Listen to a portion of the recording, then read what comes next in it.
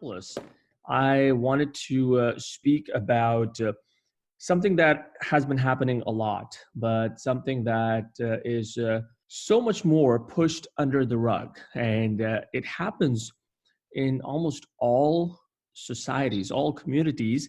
I wanted to speak with someone from within the South Asian community because it is one of those topics that even though we see happening around us, we really don't care about it because it becomes a matter of respect, matter of ego, or a matter of dignity in front of everyone. So I'm going to jump right into it. I've got my guest, Shela. How are you?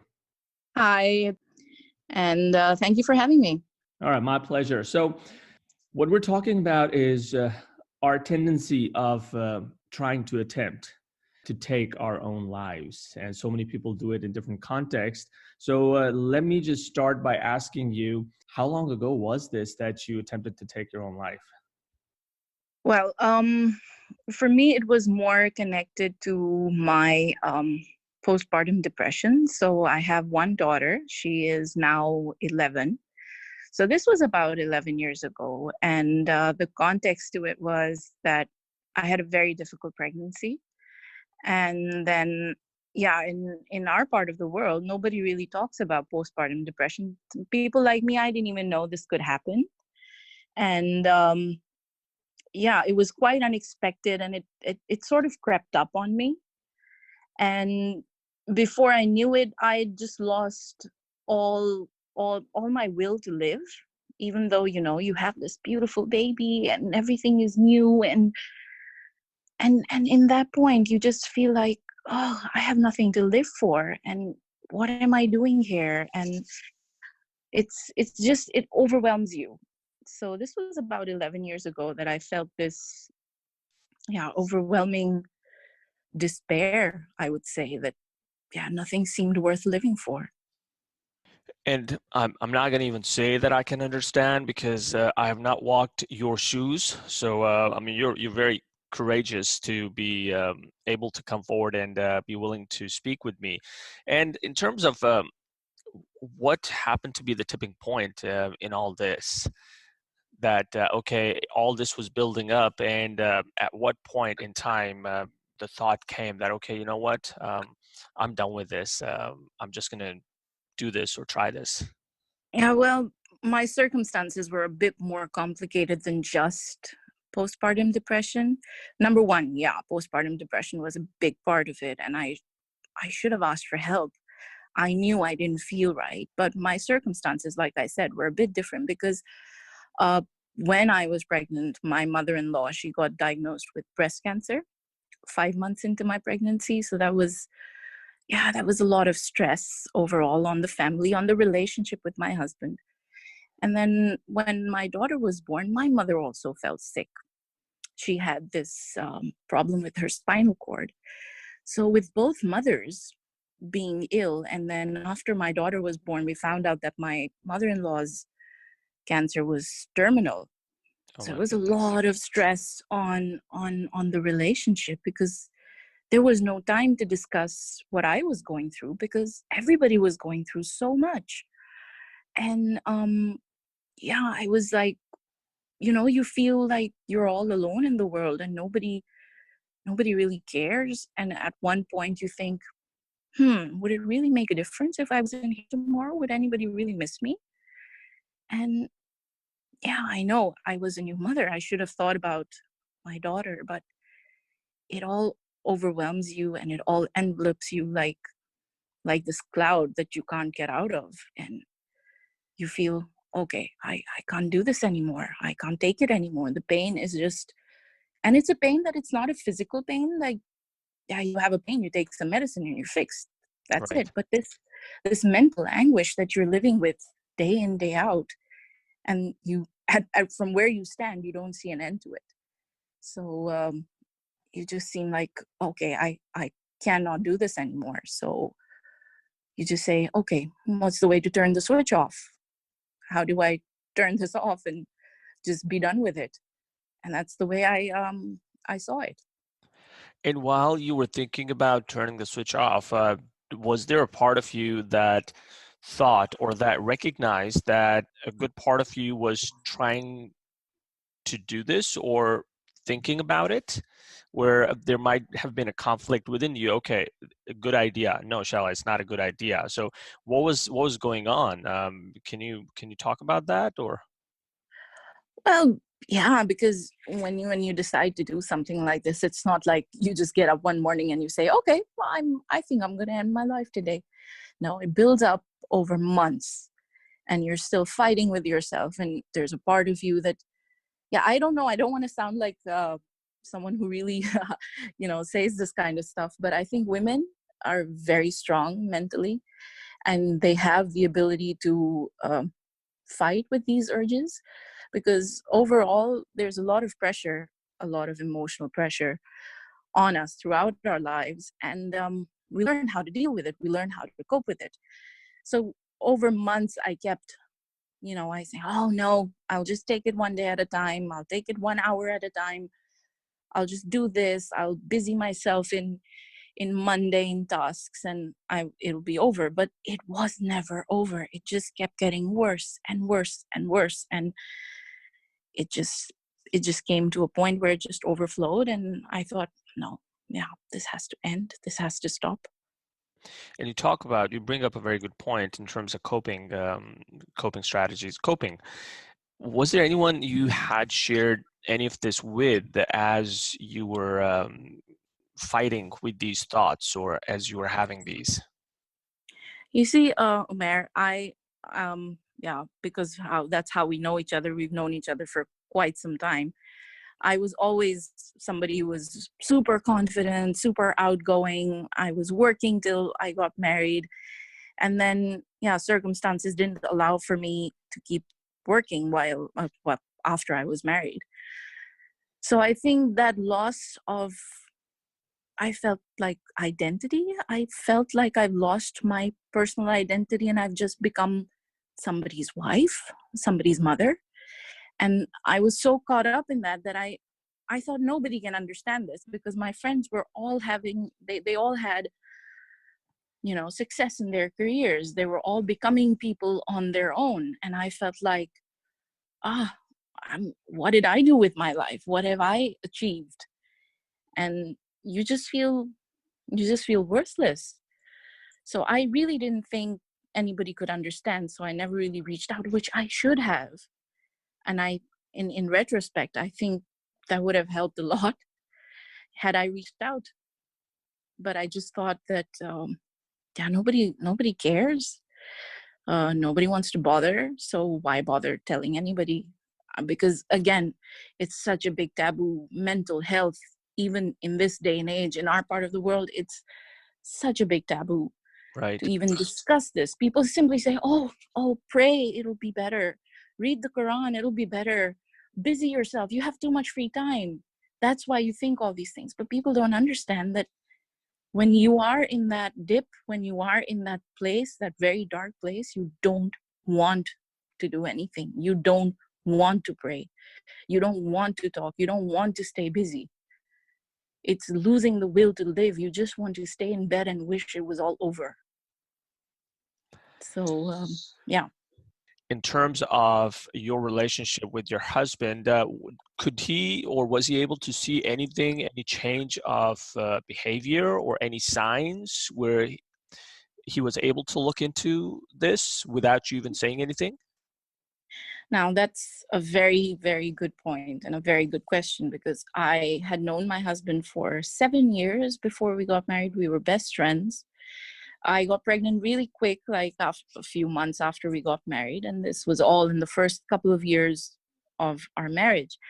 And the thing is, you can be someone's best friend. You could have known each other for 10 years, but living together, being married, being in that kind of dynamic changes a lot of things. So there's always an adjustment period. And we were still going through that while we had our first child and having both our mothers not well. I think I'm not going to blame him and I'm not going to defend him, but I'm just going to state the facts that he had a lot going on in his head as well. He was going through a difficult time emotionally himself, because yeah, knowing that you're going to lose your mother in a few months is not an easy place to be in. Yeah. So yeah, I don't think he noticed, and I did a very good job of covering it. I don't think anybody could have guessed, because I was social, where we were living on site where my husband used to work, so it was a very close-knit community. There was a lot of socializing. So yeah, I was a very social person. I was hosting people every other day, and there was no way anybody could have told what was going on inside my head. So yeah, but my husband, I don't think he could have told what was going on inside me. Now, also, had someone in your circle, extended circle, Hmm. committed suicide? No, All right. not even remotely. Not that I know of, but not even remotely. And that's why you see there were no red flags. Right. And when you see yourself, but again, it's so complicated that when you're, especially, you see, there are two types of depression. There's clinical depression and there's functional depression. And what I had was highly functional depression, because I was able to do everything. My house was always clean, my daughter was always clean and fed and taken care of. I was cooking, I was socializing, I was doing everything. But that place inside my head was so dark, and I just didn't feel like I could let anybody in, even my closest friends, even my sister. Yeah, my parents, I didn't want to tell them because they had enough to worry about with my mother being ill. So yeah, it was a very lonely place. So I had no way of knowing that it would get so far. Yes. Now, in terms of compartmentalizing your work, your family life, and were there any times where you may have just been busy and doing stuff, and there was a pause, or you may just stop doing what you were doing, and anyone may have just seen, hey, Shella, what's going on? No, I think the kind of lifestyle we had, I don't think anybody could have guessed that something was off. I I don't know. I used to be, when I was younger, I used to be very, open about my feelings. But as I grew older, especially when you get married, you don't want to, you see, in the culture where we've grown up, admitting or accepting the fact that you have some sort of a mental health issue is a sign of weakness. You're saying you're not strong enough to cope with how simple situations. What is it? Nothing. Why are you making such a big deal out of a small issue? So you don't you don't want to let other people see your weakness and the fact that you're struggling. You want to maintain this facade of yeah, I have everything under control, I have it all set, it's all going good, it's all smooth. I don't want anyone to know I'm having trouble coping with life in general. So yeah, I don't think so. If somebody did notice, they didn't Mhm. say anything. Okay. They kept it to themselves. So you raise a very valid point, maintaining that facade. At any point in time, did the person in the mirror ask you, what the hell are you thinking? Rarely do we bring the person we see in the mirror in these conversations because of what you said, that the society we come from, it is hard to admit that there might be a problem. That's the reason I ask you that question.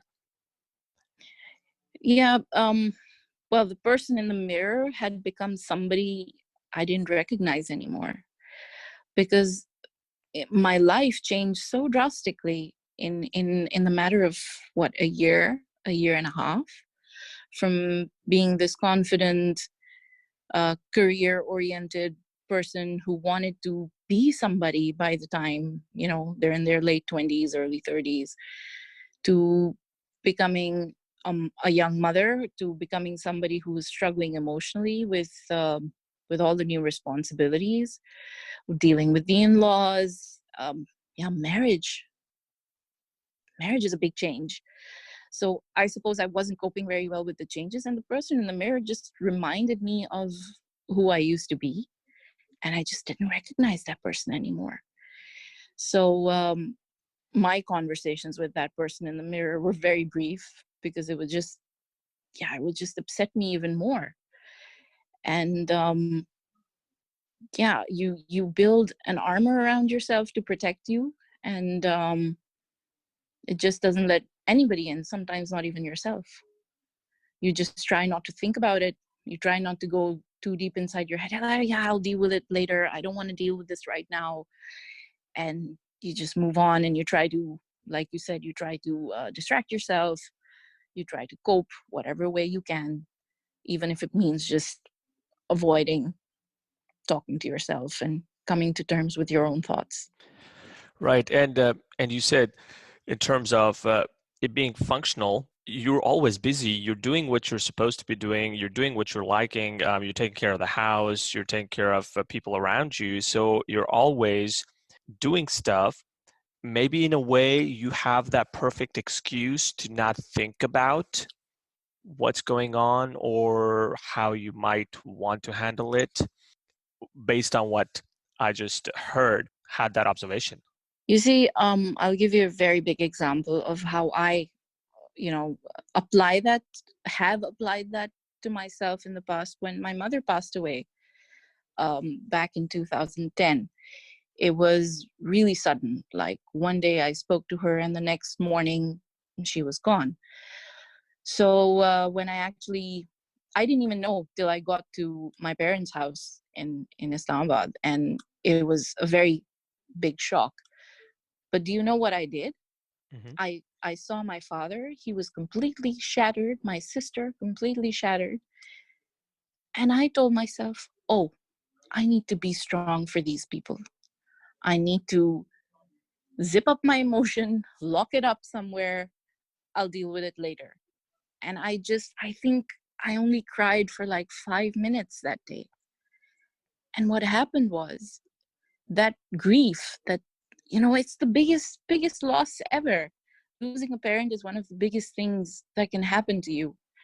So, and I bottled up my grief. Like literally, my friends came over in the evening, and they were staring at me, and they were like, how are you normal? Why aren't you more devastated? And my answer was, well, my crying isn't going to bring her back, so I'm not going to cry. And I decided, oh, I go back to my house, and I will grieve, I will cry, I will do everything. But I bottled it up for so many days that when I actually wanted to let go of the grief, I couldn't. So functionality for me came above dealing with my own emotions. And throughout my life, I think dealing with my emotions has come in second place to taking care of people around me. I'd rather be there for somebody else than sit and, think about what's going on inside my head. The point you raise is a fantastic one, and sometimes it is counterproductive to us wanting to take care of ourselves. But I to a great extent I understand where you're coming from in terms of deciding whether taking care of yourself or others. So how did you do it? So What did you exactly I, do? well, it was the afternoon. I remember very clearly, and I used to have a lady helping me with the house chores and with my daughter. And I dressed her up. I dressed my daughter, not the lady, but I dressed up my daughter, and I sent her out for a walk. She used to be, I think, about a year old. And I was all alone at home, and I found every pill that I could find in the house, whether it was anti-allergies and painkillers and everything. And I took, I think, about 10 of them, or 15 maybe. And I just had them, and I lay down in bed, and I thought, this is it. But I think it was not time for me to go. So I woke up a couple of hours later, a bit blacked out, like, oh, it's only been 5 minutes. And then I looked at the clock and it was like 2-3 hours later. So I wasn't very successful at it, thank God. But that's what I thought was the most painless way to go. Yeah, it was a bit, I don't want to say it was silly, but that's what I was thinking right back then. And that's what made sense back then. You can never, you know, because I've been through that experience, I don't judge people on what they do when they're in a low place, because sometimes those things are the only things that make sense. Those are the only things you can, think of. So in retrospect, you might think, oh, what did you think a few anti-allergy pills would do to you? They weren't going to kill you anyway. But I was desperate. I was lonely. I was in a very dark place. And what was the first thought that came to your head when you woke up? I think I was relieved because going through that, I think I thought my first thought was of my daughter. And I think she's the one who probably brought me back to life, because yeah, I loved her so much. And I thought, then you go into that phase where you curse yourself. What was I thinking? Why did I do that? I don't want to do this to her. So yeah, I was relieved, I would say, that nothing happened.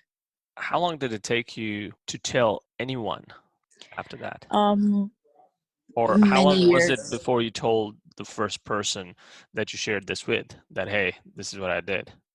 Many years later, I told a friend. Hmm. And yeah, even right now, I would never openly admit it to my husband, even that I did do it, because he would be, you feel, oh, the other person's going to be so disappointed in me.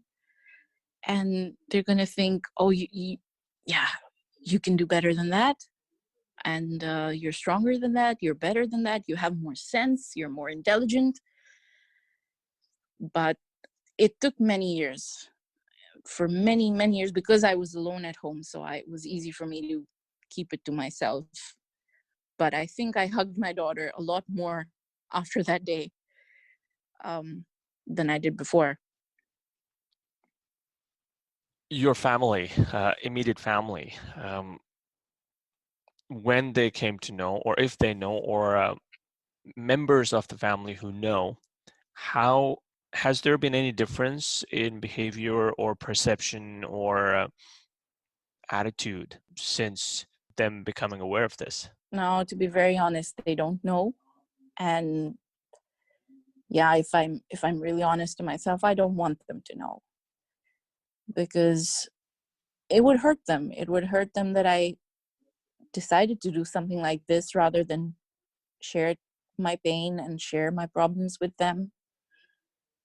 But like I said, in retrospect, it all seems very clear that this is what I should have done. This is what I could have done. Everybody would have been there for me. Everybody cared. But when you're there, when you're in that moment, when you're in that place, it's like you're all alone, and it's like nobody will understand. And you don't want to hurt them. You don't want to disappoint them. You don't want to appear weak. You just want it to end. Man, I'm glad that you didn't succeed. Yes, I'd be so I'm glad mad. to. To be honest, I would be so mad if I found out that this happened. You have no idea. Okay. In terms of, have you sought, or even without telling anyone, have you spoken with someone? Have you, in terms of professional guidance? Um, well, I did when the postpartum depression was like, really, I felt like there's something wrong with me, that I don't want to do anything, that I don't feel like I have anything to look forward to. I did reach out to the only doctor that I knew back then. That was my gynecologist.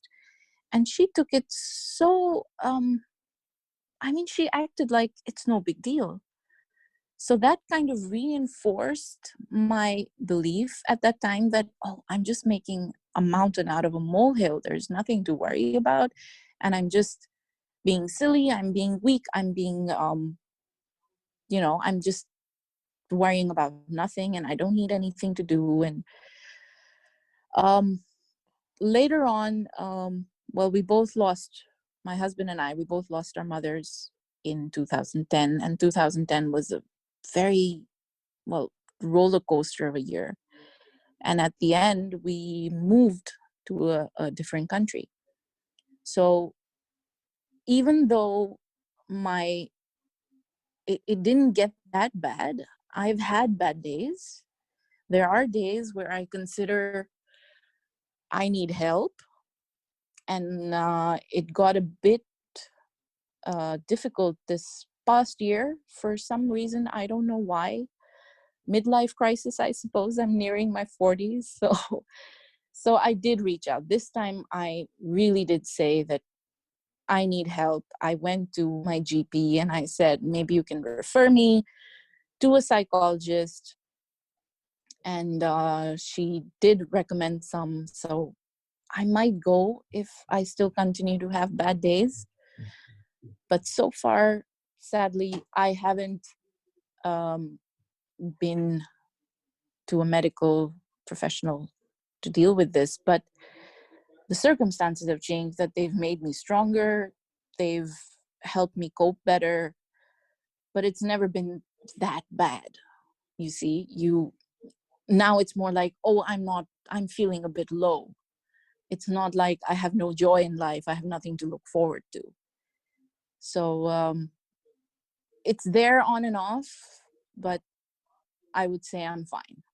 I'm going to, at the risk of profiling, I'm going to ask you what part of the world your gynecologist, you said, came from? So you said you shared it with your, I believe your gynecologist, right? Yes, that Okay. was back in Pakistan when Oh, okay. when my daughter was a newborn, and I was having the really, really bad postpartum, like, depression. Okay. And All right. so this was a Pakistani gynecologist. Yes, and that's why I said, at the risk of profiling, I wanted to ask the question, because this goes back. This is a deep-rooted issue. You see, sadly, again, I would also say, I don't want to create stereotypes, but cultures are, you see, we have things in cultures that make them different from other cultures. Right. We can't just say everybody is the same, every culture is the same, every ritual is the same. We have, certain ways that societies think. There are certain, I don't know, things that are more taboo in one part of the world than they are in another. And there are certain ways people deal with things like mental health differently. Like where I am now, I'm in the Netherlands. People don't feel any shame talking about things like, oh, I'm having a burnout. It's a very, easy to talk about thing. Like people just say, oh, I'm having a burnout, I'm getting help. So things like that. But in Pakistan, having a burnout, what are you talking about? Yeah. Man up, be strong, pray 5 times a day, you'll be fine. Or get married, or have kids, or have more get married, kids. have another child. You have too much free time. I'm not bad mouthing our culture, but that is the way it is. So that is the way I've experienced things. Like all the time that I was in Pakistan, I was told, oh, you should do something. Why don't you do something? You have too much free time. But here, when I went to my GP, she simply said, oh, I understand. It's not easy. It can be really difficult. And this is what we should do about it. One thing, and I'm glad at the end what you mentioned. So have you become more observant in terms of other folks around you to try to pick up any red flags or any change of behavior out of context, out of personality, since you've gone through a lot of the stuff yourself over the years? Well, of course, when you go through it yourself, you recognize they're more visible to you than to other people. But the one thing that my whole experience changed in me has definitely been that I stopped judging people on how they cope with different life events or with different situations. And I never say, oh, you should do this. I always tell them, even if it's my friends, or mostly, yeah, it's my friends. I always say, I'm here to listen. I'm here to listen. I can understand what you must be going through, but I cannot imagine, because every person deals with it, feels it differently. So all I try to do is I try to be there more, like without judgment. I always tell my friends, nothing you tell me will be so bad that I will stop being friends with you or I will judge you. Just tell me what's going on. And I do recommend, if I feel that it's not something that's going to go away by talking to friends, I always tell them, please get help. Please get professional help. Because, yeah, like you, I'm not a trained professional when it comes to mental health. I've just been somebody who deals with it in my daily life. But I do tell them there's no shame in getting help. We're human beings. The brain, the mind is as much of an organ as your kidney or your heart or your stomach. So treat it as an organ, take care of it, get help.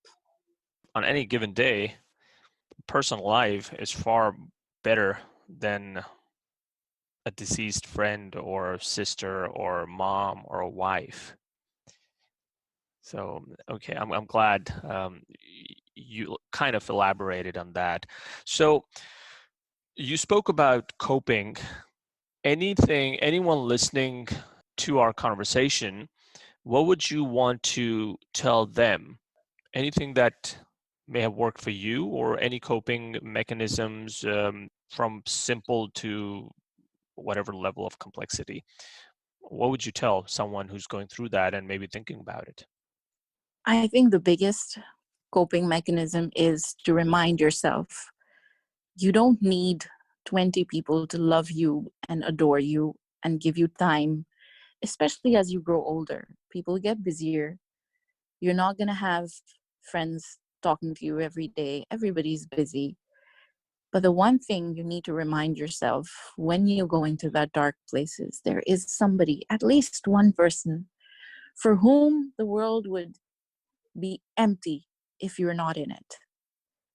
So you're precious. Don't don't think you're worthless. No one is worthless.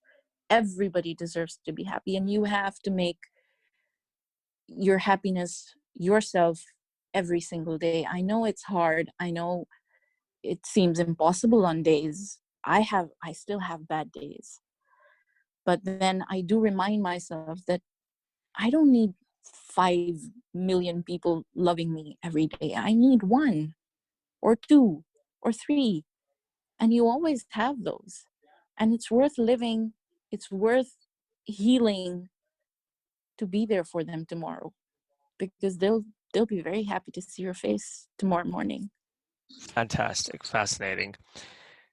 And thank you for putting it in such a nice, encouraging way, coming from someone who's actually gone through that. I really appreciate that. And in terms of going back to our brief mention of culture and society, how would you want to see things improve, even on a very individual to individual level, or a very ground level, to be able to cope with these things? With reference to Pakistani Mental South health, Asian yes, society, in respect to mental health and being able to cope with these things or identify these things, yes, definitely Pakistani South Asian I community. think I think with our generation, things are already changing, because the stories I hear and see coming from that part of the world, I think people are already becoming more aware of mental health issues. They're talking about it. The taboo is dissolving. The stigma is being removed, but um, there's still a long way to go. but I think they're headed in the right. I think you have more access to mental health professionals now in Pakistan. And well, I can only talk about Pakistan because that's where I'm from. But I think the stigma is slowly dissolving. There's work in the media being done about it. So awareness is everything, I suppose, at the end of the day, as is with any issue. As long as you create an awareness that people know about it, people know how to recognize it, and people know that, yeah, there's nothing wrong about talking about it. So that's the only way forward. Yeah, I'm just going to thank you, and also the fact that you didn't succeed. Yes, you have I'm no glad idea, to every because day. I was so surprised when I heard this. I commend you for being able to speak with me and to share your thoughts and your experiences, because even if this can help even one person in any Exactly. respect, I believe I've succeeded, and I'm sure you're going to feel a whole lot better in terms of contributing to someone, because this is something I really want to not come across. So thank you very much once again for your time and being able to share this with us. Have a nice day too. All Thank right. you.